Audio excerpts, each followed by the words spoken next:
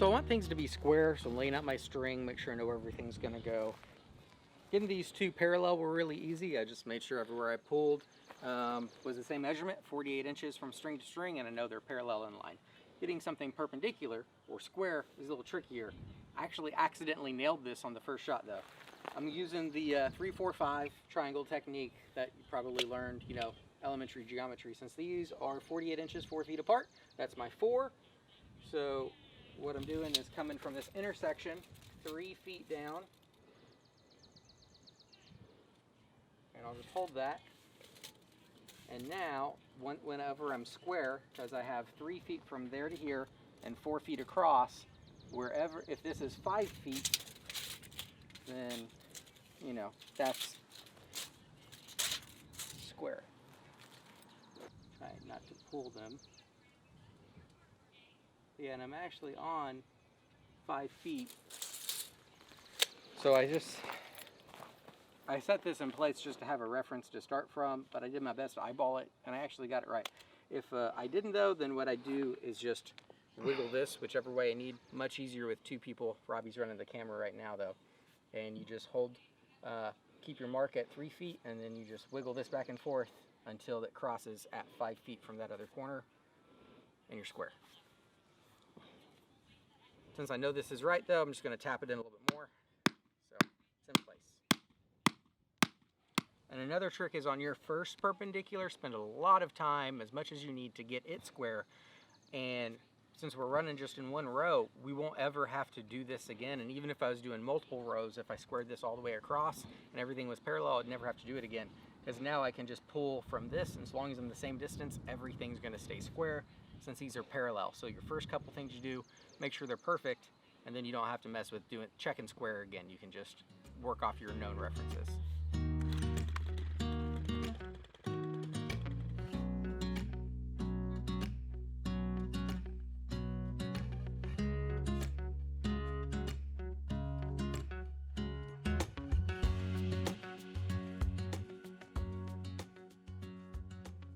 With a steel BT 131 auger, we got all the holes ready. Things made in America, really love using it, man. I can't imagine not having an auger anymore. It's kind of like having a tractor. It's so just staying useful. Anyway, for me, this project is about reusing material I have around the farm. So the metal that we're going to use was the ceiling in the old office.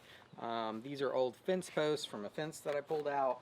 I had to buy some material to make all this work, but with that, I wanted to set these in the ground to help hold it together, since we're using the metal as the sides. Last time I built these, I basically built them on the ground, but it was all wood, so the structure held itself together. But I want these to be a little sturdier, since, you know, reasons. Anyway, time to start slapping it together.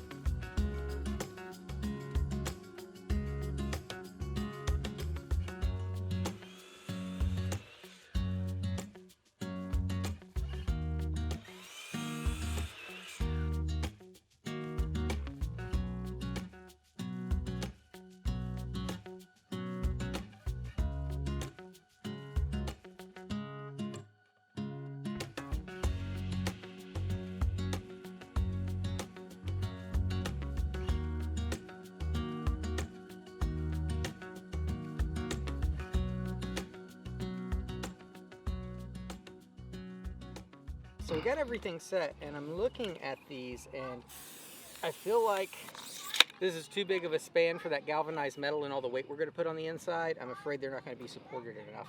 So we're going to go ahead and do just like we did with these mid supports, and add them in between, and add one on the ends as well. It's getting to the end of the day. Robbie's going to have to leave soon, so to speed things up, I'm going to drill a hole with the auger. After I drill the hole, he'll measure it, go cut that piece, bring it out here, set it, and I'll just keep drilling holes, and he'll come in after me.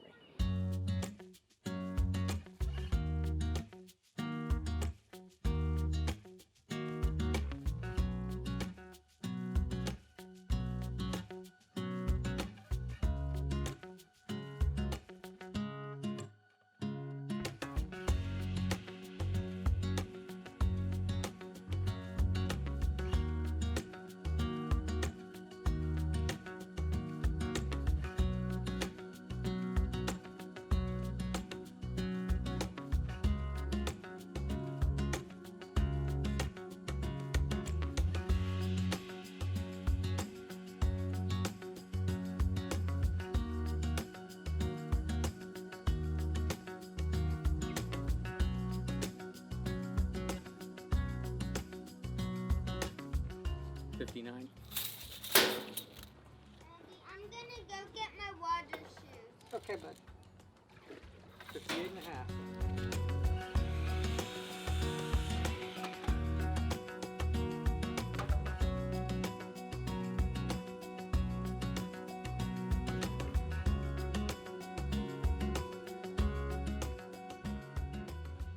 Well, that's it. All we gotta do is add some dirt to it, of course, and finish the other one. But it's almost quitting time. Want to wrap this up because it's going to be rain for the next few days, so not sure when we're going to get out here to fill that up.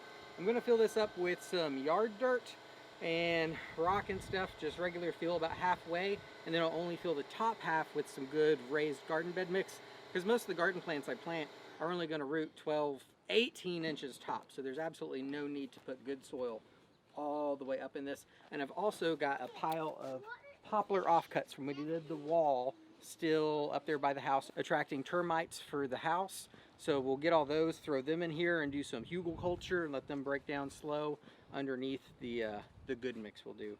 Anyway, that's it. I hope you were inspired, learned something, or at least entertained. And until next time, make time to make something.